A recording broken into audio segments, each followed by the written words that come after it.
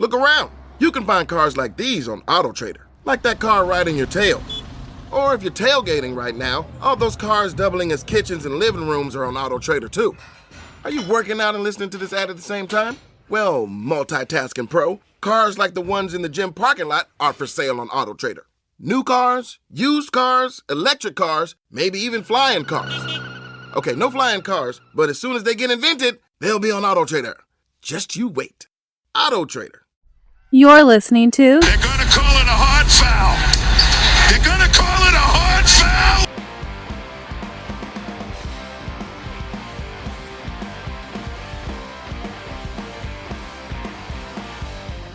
We are less than a week away from the draft, but the big thing is Game 7. We have a Game 7 in the NBA Finals and what has been an extremely entertaining NBA Finals. We have the hard foul, and we're brought to you by the what, Mike? The Fan First Sports Network, bitch. Oh, a little bit more enthusiasm. Yeah, it's tough to be enthusiastic with the death of democracy happening in America every day. But excited to be on the pod. Let's talk basketball. All right. Yeah. So let's talk basketball. I think there's a lot to be enthusiastic about this finals. I think this has been a really entertaining finals. Obviously, maybe you could say last night's game, the exception, 30-point blowout win for the Pacers. But it's really been back and forth. You've had great comebacks. You've had blown leads. I think you have two teams that are not all-time great teams as they're constituted for this season. But really, in terms of, flawed but very entertaining, very hard-playing style of basketball that I think both teams exhibit.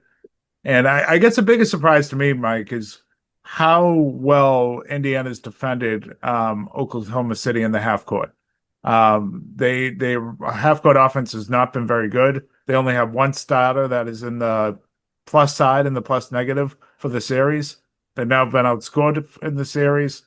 And it feels like if Oklahoma City can't get turnovers and get out on the fast break, they're really limited outside of Shea and Williams's isolation.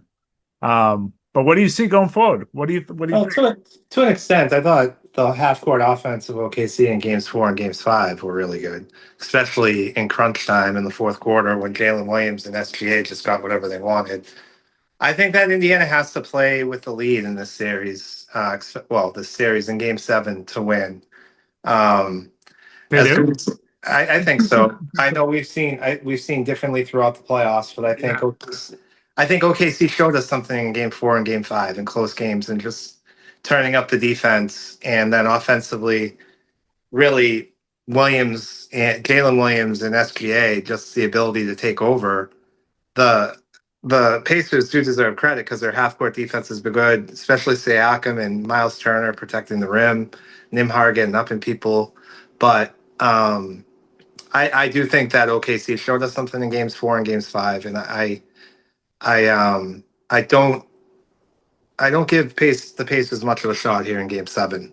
OKC is a much different team at home. I think Game 1 was, what it was, but for the most part, OKC at home this year, they blow teams out and they execute in the fourth quarter. Their record after a loss is 18-2, and they typically win by double digits after a loss. And I don't think that Indiana's figured out Jalen Williams and SGA in the ISO game, even in the half court. I think Jalen Williams can typically get whatever he wants. He's too strong for these wings, and I have a feeling he's going to have a big night in Game 7. Yeah, see, I think Indiana's been mostly the better team throughout the series. I think there's been a couple instances where Oklahoma City has definitely exhibited their will. They did it at the end of Game 4. They did it throughout Game 5 for the most part, for sure. But even late in the fourth quarter, it was a one-possession game before OKC broke it open. There hasn't been those monster OKC runs, really. And when they've had them, Indiana's had the ability to punch back. It looked like last night was going to be a game that they really stretched this out twice. And Indiana both times had the ability to punch back. I tend to agree with you. I think OKC will win. I just don't. It's tough to have a real great feel on what's going to happen in this series. I don't think there's any definitive thing that you can. Well, I'll tell you what can happen. Tyrese Halliburton can't go Um, can't go a full game without making a field goal like you did in game five. I never felt Well, like game five was, even when Indiana cut it to two, I never gave them a real shot. And I thought the coaching well, and you it, thought last night was going to be a blowout too. I mean, I just think it's unpredictable. I don't. I don't give Indiana a chance in a game seven on the road in OKC. I just don't. Um, in game five, there was an opportunity for Indiana too, and for some reason they took Pascal Siakam out of the game. Well, I think, I thought Carlisle's made some mistakes. I thought in game four, I think Indiana's just been better with McConnell on the floor. I think that's not debatable. They're a better team, and they've been the better of the two teams when McConnell's been out there. We talk about OKC, I mean, Indiana not having an answer for OKC's isolation. And I think they've actually been okay with that. But OKC's had no answer on when McConnell's out there, especially with Halliburton, they're pushing the pace. They seem to be able to get to the paint whenever they want. It's like a remedy for their double bigs, which is weird. And I thought Carlisle made a huge mistake in game four where he left McConnell on the bench when this thing was just falling apart. I mean, he should have been out there the whole time anyways. He was the reason they had the lead going into the fourth. yeah, yeah, they fell apart in game four, and then game five they cut it to two. Siakam had like 30 some odd points. He was making every play, and they Yeah, took him out for two straight minutes. And by the got time he came away. back in, it was Yeah. 11 point game. McConnell's been good, but they've been able to turn him over a lot too. I mean, last night Indiana didn't turn the ball over, um, but there's been a lot of games in this series where it's in games they've even won where they've turned the ball over 20 times. Um, OKC's done the same thing though. That's what I mean. There's no real rhythm to this thing. They're both doing the same things. I don't think McConnell's turned the ball over that much. I think he's been awesome.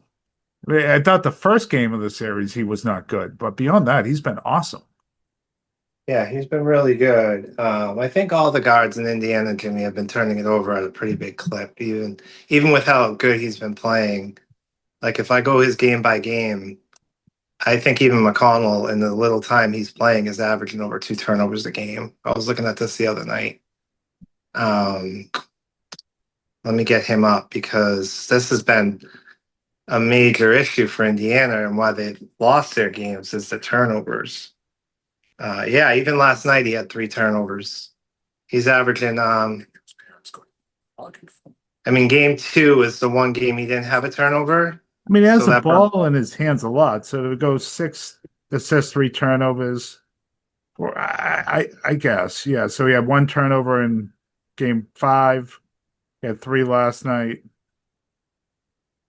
Yeah, I mean, I just think he's been awesome. Like, I think he's been great. I think he's pushed the pace at a higher level. I don't understand why he's not getting more minutes.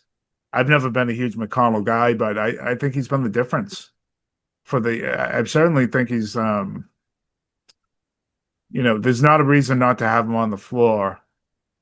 I think in a close game in the fourth quarter right now. yeah, I don't know.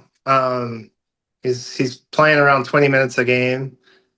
Um, yeah, he's been really good. He's been obviously really good. I mean, he doesn't bring a 3 point game, so he doesn't stretch the floor. So maybe that's what it is. At least he probably could bring a 3 point game, but he doesn't shoot them. I don't know how he's been defensively. Well, he's great in the full court, So obviously, if you get Williams on him and Shea in isolation, they're going to have a huge advantage. And Indiana does a really good job of getting out of those matchups. But I mean, he's not a plus defender. But I think if you're just watching the game, you can just tell they're a different team with him out there and the energy and I mean, I don't know how many times I just think back to the second quarter. That whole run in the second quarter last night was sparked with him coming off the bench. That's what changed it. It was they called a timeout. It was like 33-32. And then McConnell comes in and he just changes the pace of the game. And the next thing you know, it's a 20-point game at halftime. So if Indiana finds a way to win game seven, who's the MVP of the series? I think it's Siakam. So that would make him a two-time NBA Finals MVP. Siakam or Nemhot. would be my two right now. Yeah, I think you have to give it to Siakam. Yeah. Yeah. I mean, I can't believe it. I can't believe that some of the times they've sat him in this series. He had 5 block shots in game 4. 5 block shot, 5 steals. He's put up like crazy numbers. Who would be the MVP in OKC? Probably Jalen Williams. I think so after that game 5 performance. I mean, obviously, if SGA, SGA is averaging 32 points a game. yeah, he's been great too. Yeah. And He had 6 obviously, turnovers last night, I think. yeah, they didn't play well last night. They played pretty terrible. They missed. It felt like, I remember you could say the same thing about the Celtics, but it was 3-0. And so they lost game 4 and wanted to win it at home. I think that's obviously it's a big difference being, it felt like they gave the game up a little bit. And Well, big time. if I was an OKC fan, that would make me a little nervous. Like, this team, there's not a track record. It's a do or die game. So it's not like, again, it's nowhere near the same of the Celtics situation last year. I just think you get these opportunities and you're playing with fire if you don't put a team away. Yeah, no, it's very hard to win a game 7 on the road in the NBA Finals. LeBron and Kyrie were able to do it. But I don't think Indiana has the star power to show up in a game set. I don't think the game is going to be as sped up as they'd like it to be. I think pace is a big, big factor in this game 7 for Indiana, and I do feel like if they can get off to a quick start, and I think that's really important for this game 7 for Indiana. They're not the type of team, we saw it in game 6, that takes their foot off the gas. They continue to play the same way.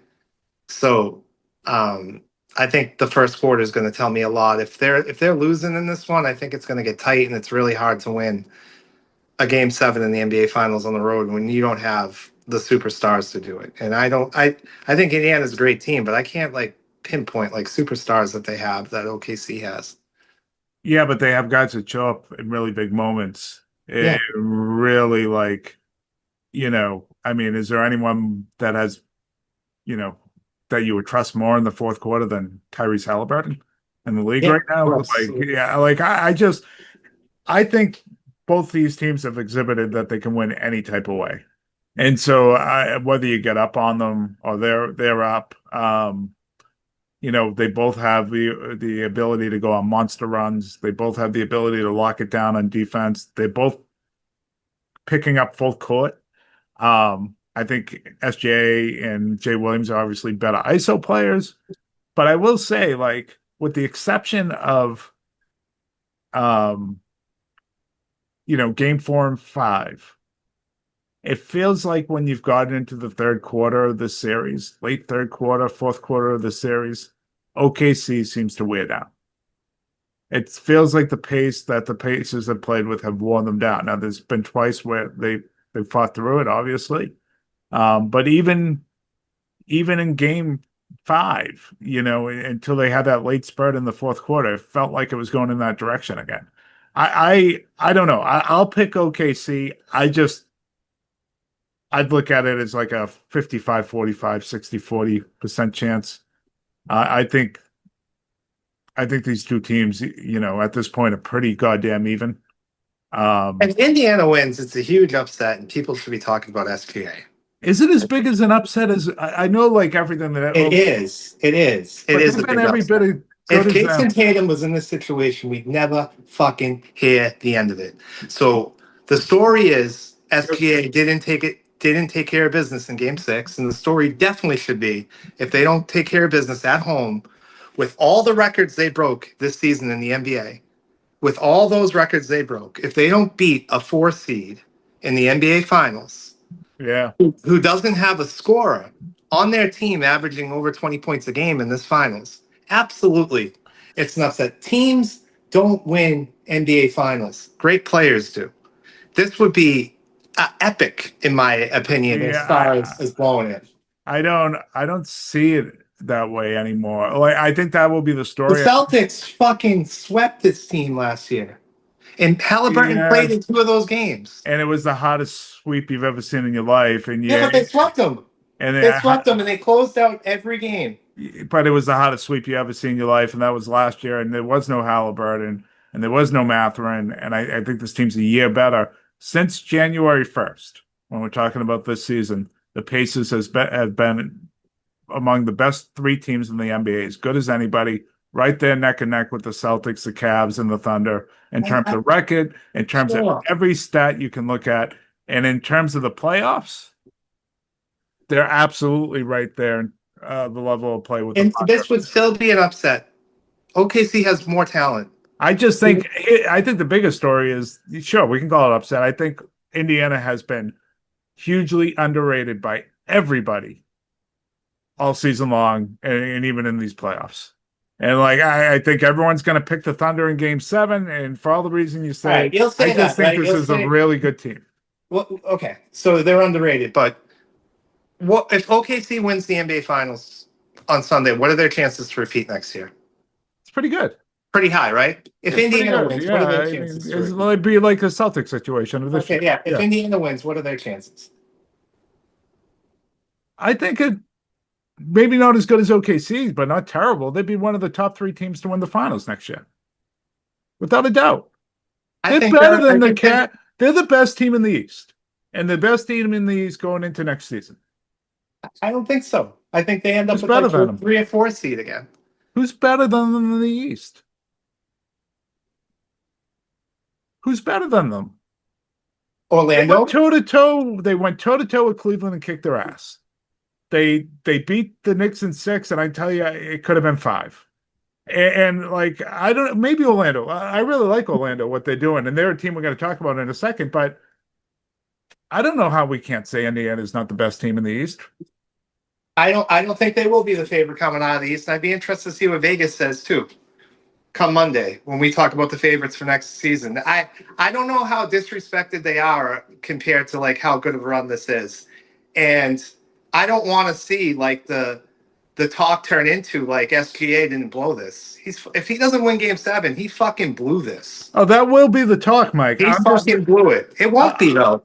It won't be. It never is with the other superstars. It never is. It always is. Jason Tatum has to earn it, but no other superstar has to. Oh, no. Luka doesn't have to earn it. Luka was hurt in the NBA Finals. That's why he played that way.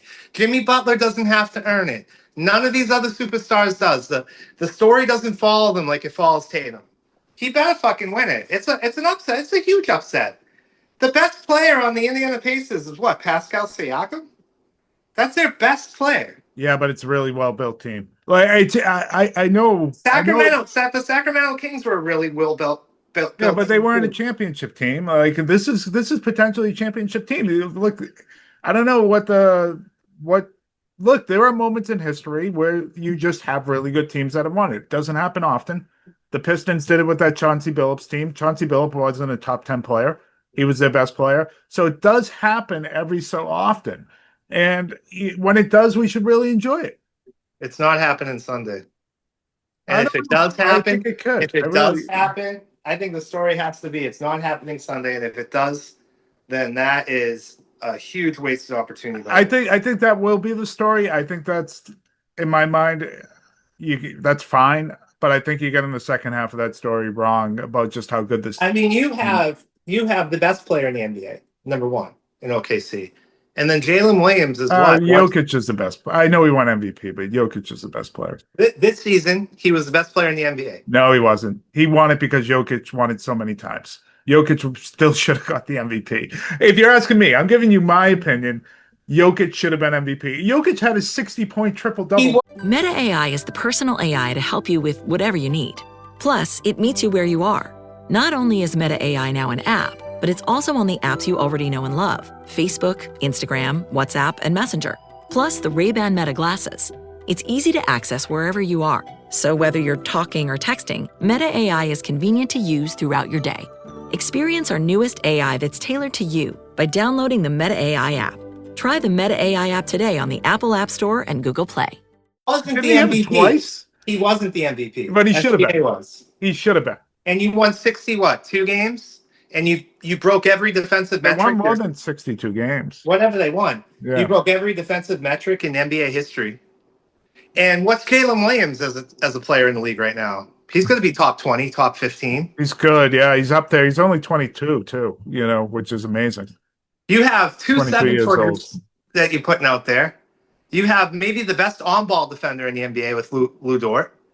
You have Yeah, but they're very young. Like I get it all. They like if they don't win, this is a huge upset if they don't win. Huge. I don't think it's as big as you think.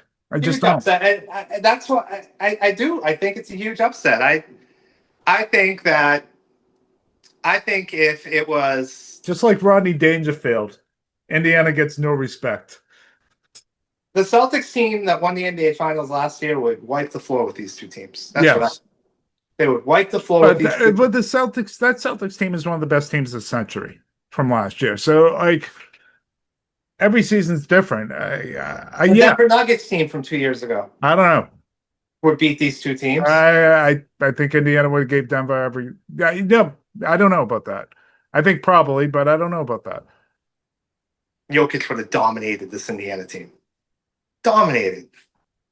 And I think the supporting cast. I think Indiana would have gave Denver everything. They had Bruce Brown. They had Jeff Green. They had Cole playing at that level. I'm just telling you what I think. I think this Indiana team would have given them everything they got. Yeah, I know it was a sweep last year, Mike. That was a hard. Every game was Indiana had the lead late in 3 of the 4 games. Yeah, but they played in the fourth quarter 3 of the 4 games. They also allowed Jason Tatum and Jaylen Brown to each average over 30 points a game in the series, and that's why they lost. And that's why I think that it's disgraceful that this is even going 7 games when you have that kind of talent on the other side. No matter what the pace of play is or how good the team is built, superstars in the NBA always win.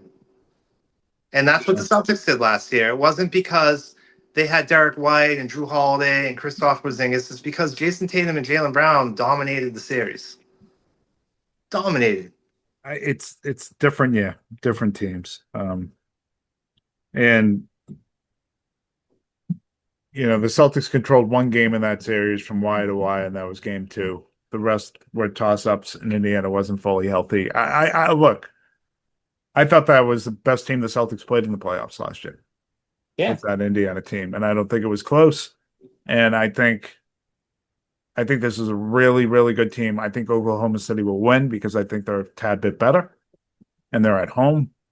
But I don't think we should be fooled about. Boy, I hope they lose. I hope Indiana beats them. Oh, I love it. And you know what?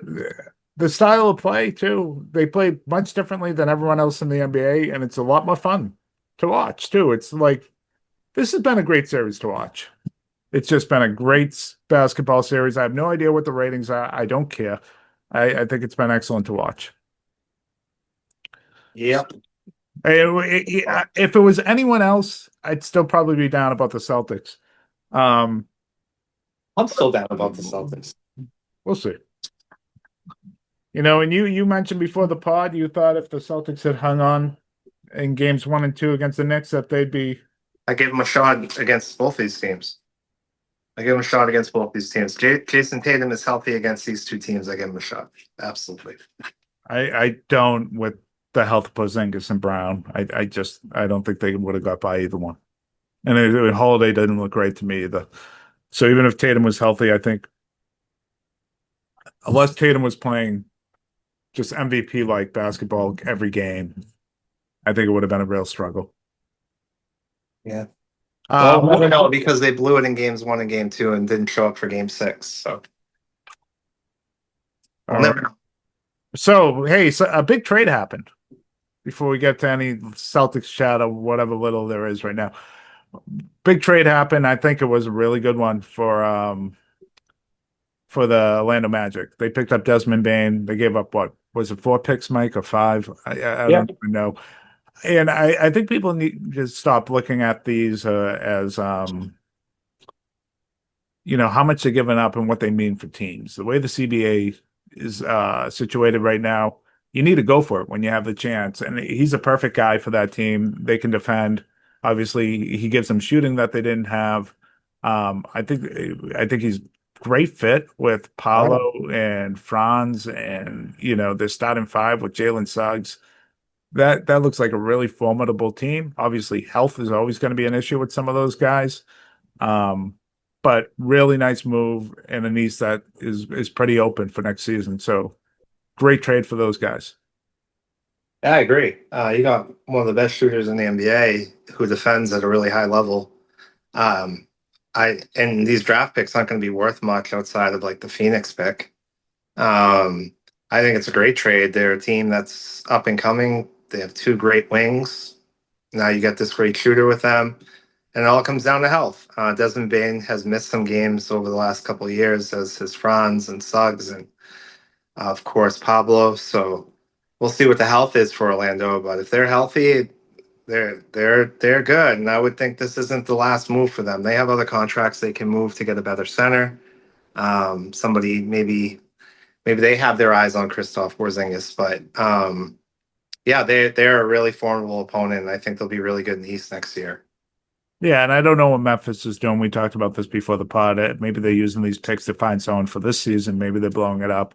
It's tough to really tell. It's a really tough Western Conference, though. So you can't sit pat. So I understand why they made the move. If you were gonna blow it up, I would assume you'd get a lot for Jaren Jackson Jr. I don't know what the market would be for Morant. Obviously, the talent's there, but I think there'll still be a market for him somewhere. it's fucking nuts, though. He is. Yeah, he's got issues, and I wouldn't touch that guy. You're talking about giving up the future for that guy. I don't know. We'll see what happens out there.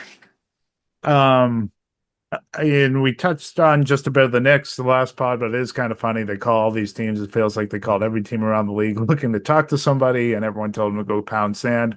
But it actually looks like they're gonna interview the old Memphis coach there. What is his name? But just The bald guy. Yeah, Tyler Jenkins. Yeah. Good coach though. So if they ended up with him, I feel like it's a parallel move with Thibodeau, but he's certainly not a bum. It's not about coaching. Coaching doesn't win you finals. Get a coach who's not going to get in the way of the players. That's what you need. I don't think they have a championship team either. They gotta mix. They gotta mix it up. They gotta move somebody. I don't know if they'll be able to do it. I know the rumor is they want Jaren Jackson Jr. playing next to Karl Anthony Towns. But I don't even know what kind of draft capital the Knicks have anymore either. They traded 6 draft picks away for a guy last year. So, All right, Mike. I'm going to play. I don't know if we call it "Would You Rather" or what would you do. We'll go through this real quick. Let's start with Drew Holiday. Let's say there's 3 deals on the table for the Celtics right now. One of them is a DeRozan and a first-round pick. Maybe there's other players thrown in. I'm not going to get into the ins and outs of everybody and the cap mechanisms. Let's just talk about deals and players. Let's say the Clippers, and let's say it's Powell is on the board to go out and come to you on an expiring deal. I think he's at like 28.5 million or something around that number. And then maybe it's Dallas and they're offering some combination of PJ Washington and a player. Maybe it's Daniel Gafford and a pick. Which one of those 3 would be the most appealing to you? yeah. Well, first off, I think these teams are crazy for wanting to trade for a Holiday in that contract. But I would take the pick. I would go with the first-round pick from Sacramento because that franchise is a shit show. Yeah. And it'll probably I hate DeRozan. It doesn't matter. Like the pick's value is, I mean, you're just getting Norman Powell from the Clippers. What's that do for you? Or you're just getting, I don't even remember PJ Washington and Gafford. It's kind of a nice deal. It's a nice deal. I don't know why Dallas would make that trade though. That's crazy to me. Because well, maybe they feel like they can win a championship.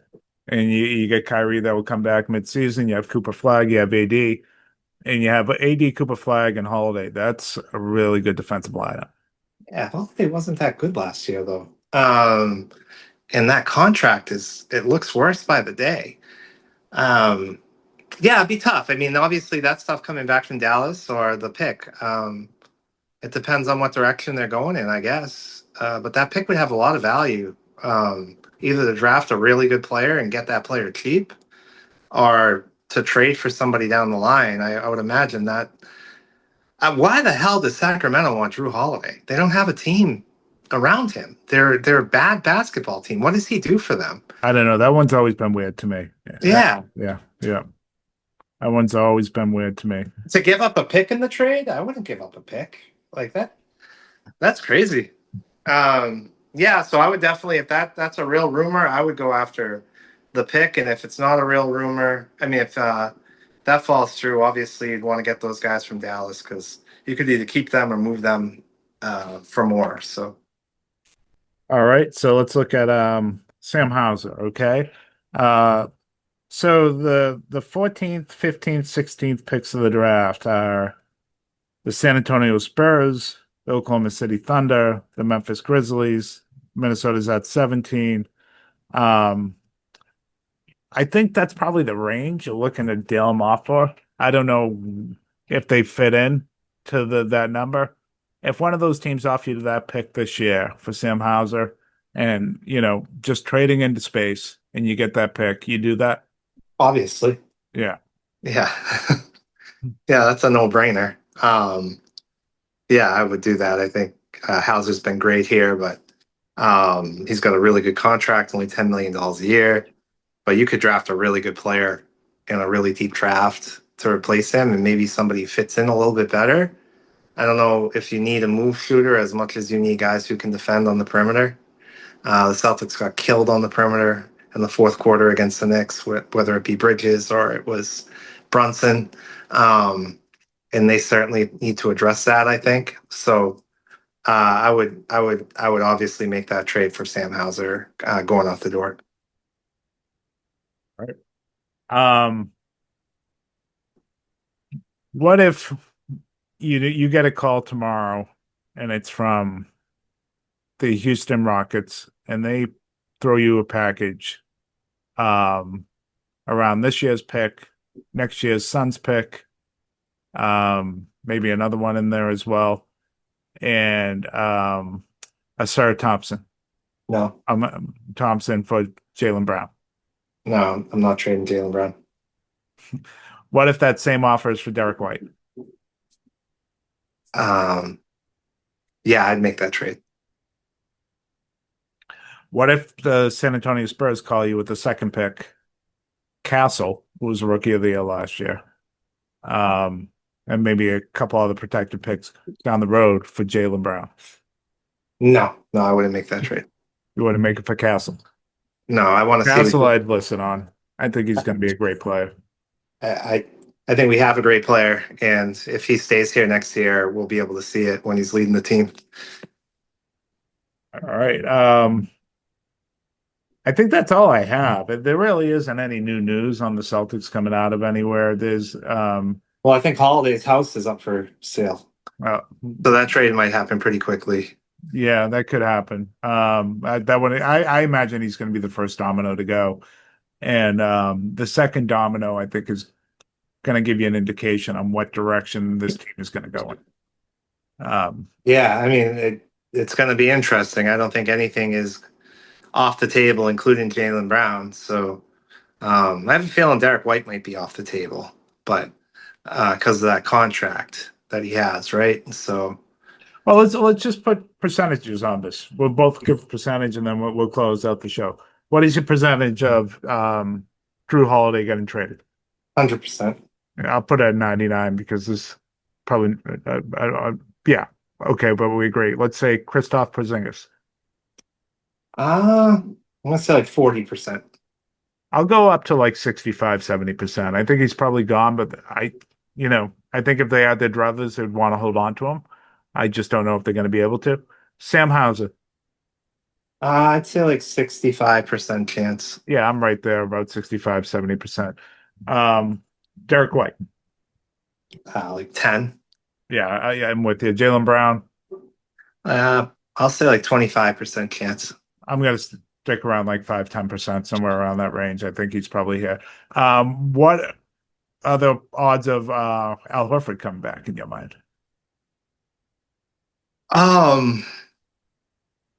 I think the only way he's coming back is if it's like a 2 or 3 year deal, so he can get another chance with Tatum. So I'm going to say like 40% chance he comes back. Yeah, I think if he's picking any teams, then there's no, distinction. I think it'd be Boston. Like, I think so. But I wonder if they are going to be really interested in bringing him back if they want to get younger, and maybe move in a different direction here. So I go around 30-35%. Luke Cornett, what were your chances of coming back? Ooh. If they move KP, I'd say high. I guess I'll put that at like 40%. I think he might have a market, although I don't even know if teams have money to spend to even sign him. I'm sure a lot of guys would have a market, but do teams even have spending money? I don't know. Yeah, I don't know, but he'd be a great full. There's teams out there with the full mid level for sure, and so like I don't know what Indiana would have next year, but my God, if they have the full mid level, isn't he the perfect guy? Yeah, They play, yeah, so and that's one area where they don't have depth. So yeah, no, I'm gonna say probably 20-25%. I think he's back. I think he's probably gone. I think they have serious depth issue. There's a chance that the only center returning on this roster is Cater and Tillman. So there's serious. Tillman's gone. Tillman's not coming back. Yeah, I probably not. He'd probably get thrown into it, but he signed. It's not an option. It's not a non-guaranteed. It is a guaranteed contract that he signed to. So he signed. Yeah, so he signed. It's so bad. One thing I do want to say about the trade that just was made for Desmond Baine, I don't see how that's fair to the two teams that are in the NBA Finals. Like, how is it fair that these teams are able to make trades and improve what they offer next year when you have two teams playing right now? Like, what's to say that Indiana and OKC didn't want to make a run at Desmond Baine? Not saying that they do, but this doesn't make sense to me that a trade is able to be made while two teams are still playing and that they can't make trades. That to me, I think that's crazy. I don't understand. And Indiana just made a trade. They traded draft picks. They traded a draft pick, but they traded the rights to a player for a draft pick from Europe. Yeah, I don't know. It's a rule. Like they didn't change it in the CBA. It's stupid, but it's the way the Celtics got Al Horford. Yeah, for Kemba Walker. So, and that's why it's going to be interesting to like if you're looking for something, where, like say the Celtics make a trade today or tomorrow or right after Game 7. The league year doesn't start until July. So sometimes the money works where the trade will actually happen in this league year and not next league year, which is confusing and is a stupid element of the CBA, but that's it too. The CBA is just stupid. It's too confusing. Fans don't understand it and it doesn't make sense. So, Mike, any closing thoughts before we jump here? No, the NBA Finals is way too long. They stretch these teams out way too much, but it's going to be really quick how fast things move after Sunday. The draft is right around the corner. Yeah, Thursday. The draft is Thursday. Yeah. I don't think we're waiting until like August to see what this team is going to look like. I think we're going to know in like a week or two. We're going to have an idea. It's going to happen quick. Yeah. So you go Thursday for the draft, and right around July 1st is when teams can start announcing signings. So, yeah. Yeah. And there aren't any free agents to really sign. I think the best one is like Jonathan Kuminga. Yeah. It's not great. It's not great. Yeah. So. All right, everyone. We'll talk to you soon. All right, Jim. See ya.